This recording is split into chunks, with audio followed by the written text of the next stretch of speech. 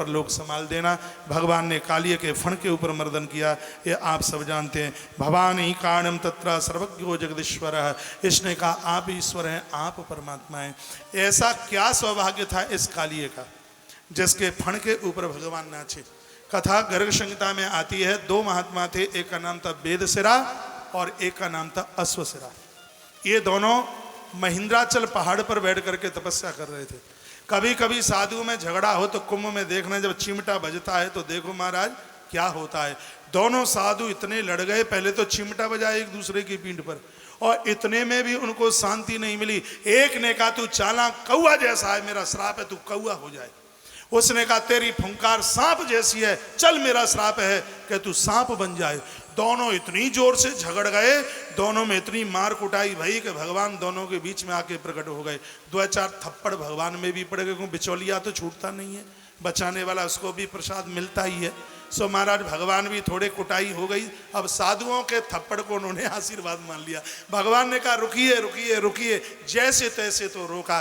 कहा अरे साधु ही ऐसे लड़ेंगे तो घर गृहस्थी वालों का क्या होगा। अब दोनों पछताने लगे, बिना बेचारे जो करे सो पाछे पछताए। अब कहें प्रभु गलती है गई, हमने तो एक दूसरे को श्राप दे दिया, इसको मिटा दो कैसे। वही नारद की तरह मृषा ओय मम श्राप कृपाला, नारद जी बोले हमारे श्राप को झूठा कर दो, श्राप को।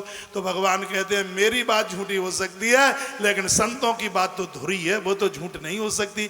दोनों साधुओं को कहा एक को कौआ और एक को सर्प बनना ही पड़ेगा।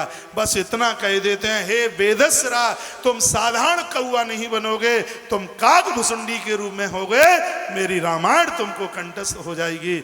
और अश्वशिरा को कहा तुम साधारण सर्प नहीं होगे, द्वापर में यमुना की दह में तुम काली सर्प के नाम से जाने जाओगे, तुम्हारे फण के ऊपर मैं नृत्य करूंगा। वही अश्वशिरा नाम के महात्मा यहाँ पर आकर के काली सर्प बने। परमात्मा ने काली को कहा अब चले जाना, पीछे लौट के मत देखना। वृंदावन के पास दिल्ली रोड पर एक गांव है जैत, वहां से उसने पीछे मुड़ करके देखा, क्या मैं पत्थर का हो जाऊंगा। जैसे उसने पीछे मुड़ के देखा, उसी समय काली सर्प पत्थर का हो गया। कथा कहती है संत और भगवंत के शब्द के ऊपर पूरा का पूरा विश्वास करना। उन्होंने जो कहा है उस बात को मानना। काली ने बात नहीं मानी। आज भी वो जैत गांव में वो पत्थर का बना बैठा है, मैंने उसके दर्शन किए हैं। बड़ी महाराज अद्भुत कथा है। कालिए के ऊपर भगवान